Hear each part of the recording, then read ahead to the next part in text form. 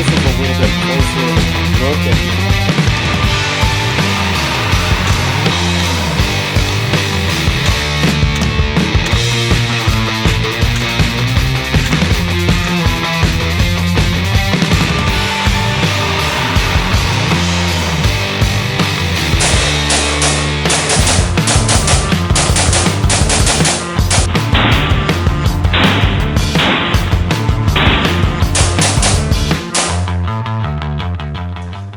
folks, coming back at you for Ozark Mountain Outdoor Adventures.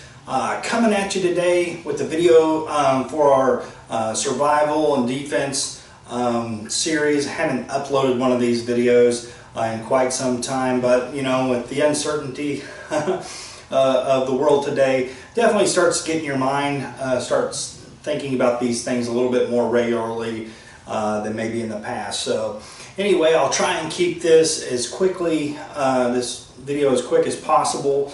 But today I think what I'm going to talk about a little bit is the age-old debate of 9mm 40 Smith & Wesson 45 ACP.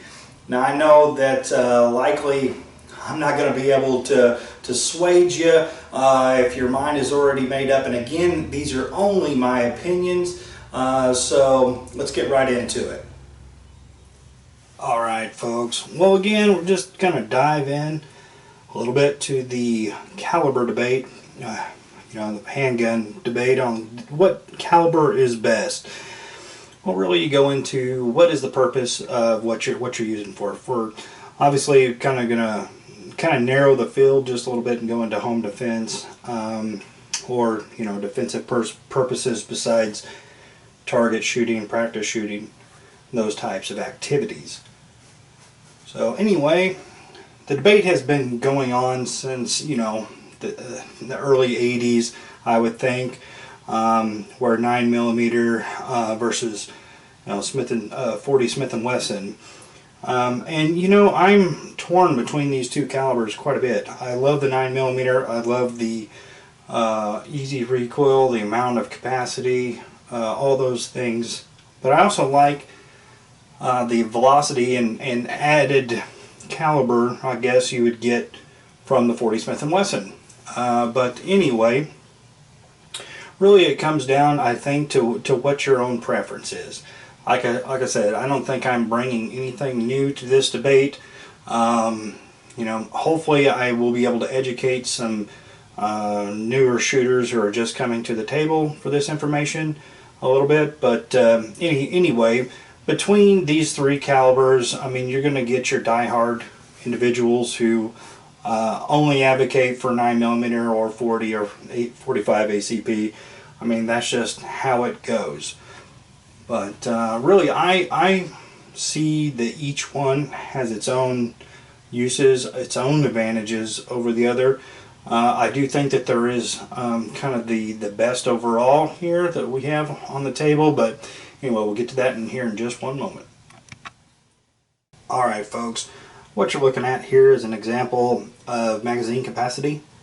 On your left you have the magazine out of my Glock 27, which is the same size magazine out of the Glock 26 9mm versus 40 Smith & Wesson. This is the flush round magazine, which it holds 9. In the Glock 26 it would hold 10 rounds. And to the right here is my Glock 30 SF magazine. It holds 10 45. So we can use this as a comparison. You can use the magazine for the Glock 27 to represent the 26. And so 9 and 10 rounds to your left, and then 10 rounds to your right. So you can immediately see the height and width of the magazine of the Glock 30. Now I love 45 ACP, but my Glock 30 is a big heavy handgun. I love toting it in the woods when I am going to be doing some alternative season hunts and those kind of things. But I also carry my Glock 27 40 Smith & Wesson a lot in the woods, and it is much easier to carry. It is thinner, it is lighter, and has more capacity, to be real honest with you, when I normally do carry with the additional 2-round base plate. I'll give you a look at that here in just a moment. But you can see that it does extend down and really doesn't add all that much length. I believe on the Glock 27 or 26 rather, it would add 3 additional rounds, where the Pierce grip adds 2 to the Glock 27 40 Smith & Wesson.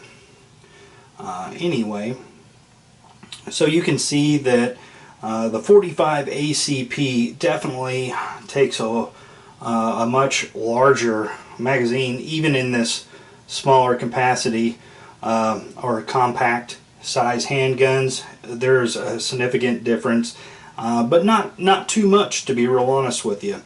It's when you really start getting into the full-size handguns where those individual rounds really start to rack up, when you start losing that capacity. Alright, well, we can take this just a little bit further here. On the far left we have Glock 17 mag, 17 round, 9mm capacity. In the center you have your 40 Smith & Wesson, which is holding 15 rounds. And then on the far right you have 45 ACP with 13 rounds. So you can see where you're really starting to begin to lose some of that capacity when comparing the 45 versus the 17 round 9mm magazine on the far left. I mean, it is not only is it wider and thicker, but it is a heavy magazine holding those large caliber ammunition. So anyway, give you a perspective here on the capacity size and the magazine size. If I had a scale, I'd definitely put them on there for you. But anyway, you can really see a size comparison. Anyway, I want to make note here that the center magazine for the 40 Smith & Wesson is a bit shorter than the 17 round mag. On the left, it is the same size as the Glock 19 mag, which would hold 15 rounds, whereas this holds 13 rounds. You're losing about 2 rounds, and then also the additional height. When you get into that 17 round capacity, it is quite a bit of difference, even only with the 40 Smith & Wesson versus 9mm. Alright, well, here is a comparison between the Glock 27, again, has the extended magazine within it, and also the Glock 30 SF. It has a 10 round magazine with it. Now, there's not that much difference between the two sizes. Basically, your Glock 30 is the same height and length as the Glock 19. It is definitely, I think, a 1/4 inch thicker than the Glock 19 itself, but really is not that much difference for what we had seen in the different sizes of capacity as far as concealment is concerned. Definitely the Glock 30 is easy to conceal for its size. It does have a girth and a weight to it, but you can get it easily concealed and is definitely a smooth shooter. On the other hand, the Glock 27 is super easy to conceal, has higher capacity, but is a bit snappy when it comes time to shoot. I think in any confrontation, your adrenaline is going to be pumping enough that you're not going to anticipate the recoil, or the recoil is not going to be as critical as you might be target shooting, wanting to hit a dime size target at 20 yards. You know, center mass shots. Definitely you can get those follow-up shots when your adrenaline's pumping. Alright, here's just another real quick size comparison. You've probably seen this gun in the background, and it is the Glock 34 9mm. This is the comparison to the Glock 19. Currently, the Glock 19 does have the X grip on it, sporting the 17 round magazine, so the grip is actually full size right now, but compared to slide length, and again, the Glock 30 SF is basically about that same size. Alright, I do want to take a moment here just to look at some of the FBI's posted information about the 3 different calibers and let you look at this information for yourself. A lot of this is posted online, is where I've grabbed it from, and you can find it also. But it goes into the different calibers, the different grains of ammunition, along with their full power, medium loads. Here, definitely a nice little bit of a comparison.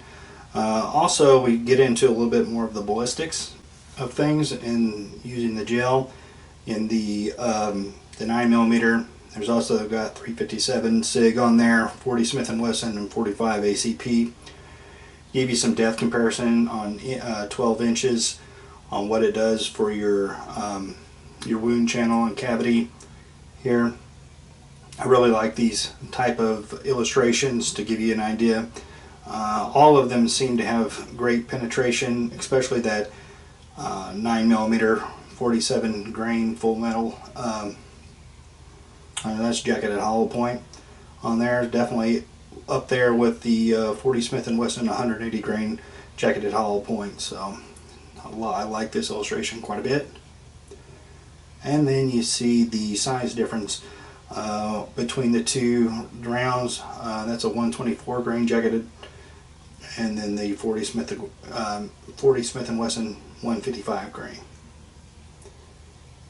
Here's another chart here, just kind of give you a little bit of a broader spectrum between the different manufacturers, ammunition manufacturers. Kind of gives you a little bit of the velocity there between the two. I think 45 ACP is definitely the one that varies a little bit more between the different manufacturers. Alright folks, well again, you know, there's a lot to take into consideration when you're purchasing a firearm, and you know, just trying to determine what is the best caliber for you. And hey, you know, there's more calibers out there besides 9mm, 40 Smith & Wesson, and 45 ACP. Now, in my opinion, again, this is strictly my own opinion, between the three, I am a large caliber man. Okay, I'm a deer hunter, and so in these type of debates, some of the things, the points you come across is shot placement over caliber.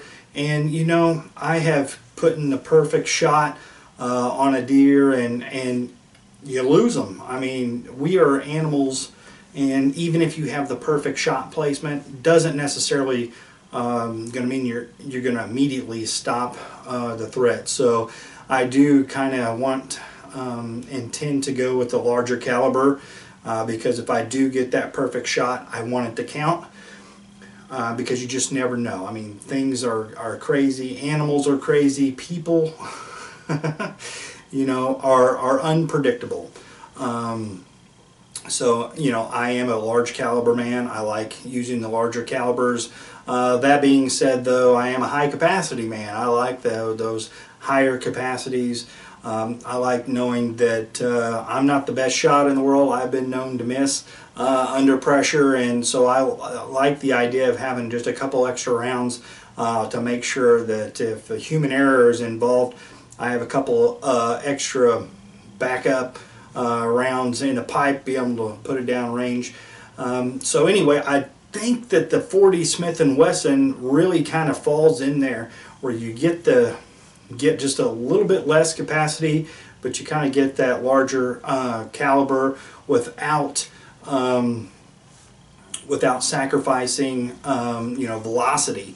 So you know, another point that comes up a lot in these types of debates is, well, price. You know, 9mm is a cheaper round. It allows you to practice more. It allows you, with the lesser recoil, be able to put those follow-up shots on target when you need to. But if you start looking at price, and if you're using that as a point, some of the you know, 115 grain ammunition is relatively cheap, and if you look at some of the lower grain of the 40 Smith & Wesson, I mean, it's right in there. It's like 50 cents more a box. Maybe not today, but you know, it's not that much more expensive. But we like to say that, oh, it's cheaper, so it's got to be better. And you know, I mean, you can practice more at the range with it. You can buy it in bulk easier, because those 50 cents does add up over time. But if you're looking at it, it's really not super expensive the way that we have it in our mind. Now 45 ACP, I believe, is quite a bit more expensive. I don't get to shoot my 45 as much as I'd like to. and the rounds are just a little bit higher. So when I do shoot it, it's usually at lesser volume for sure. But again, you have price, you have capacity, you have knockdown power, so to speak. But anyway, again, I don't think I'm going to change anyone's mind in this debate here today with just some of the things that I've brought to the table. But hopefully, some of you folks out there who are looking to see, you know, what would be the best caliber to purchase. I mean, you know, I'm a Glock fanboy. I mean, I don't know if you would say I was a fanboy or not, but definitely Glock is my brand of choice for handgun. But you know, there are, you know, some revolvers out there with different calibers. You know, 357. You know, a 38 special. I mean, there's some different calibers in that kind of same size frame that you can consider if you just wanted a revolver or something to that effect. Okay, so what is my final say on this?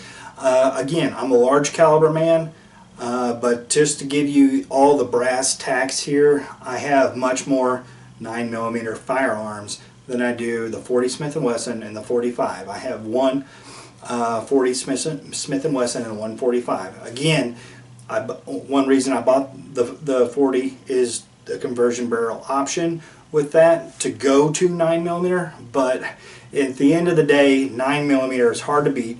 Definitely with the 147 grain jacketed hollow point that we saw on that chart a little bit ago, definitely has just as much penetration as the 40 Smith & Wesson and the 45 ACP when you're thinking about capacity and what you're able to carry out in the field and those kind of things. Definitely 9mm across the board, hard to beat. Everybody has their own opinion, and to each their own. My everyday carry is the Glock 27 40 Smith & Wesson, but you know, again, I have a couple, two different 9mm that I have in that carry rotation. I don't feel any less confident leaving the house with a 9mm versus a 40 Smith & Wesson. Alright folks, again, thank you so much for tuning in with us today. If you haven't already, please hit the like and subscribe to the Ozark Mountain Outdoor Adventures YouTube channel. Again, we're going to be coming back at you here real quick with a few more of these survival and defense series videos. I'd like to talk a little bit about rifle, shotgun, pistol. Again, today we talked a little bit about different calibers.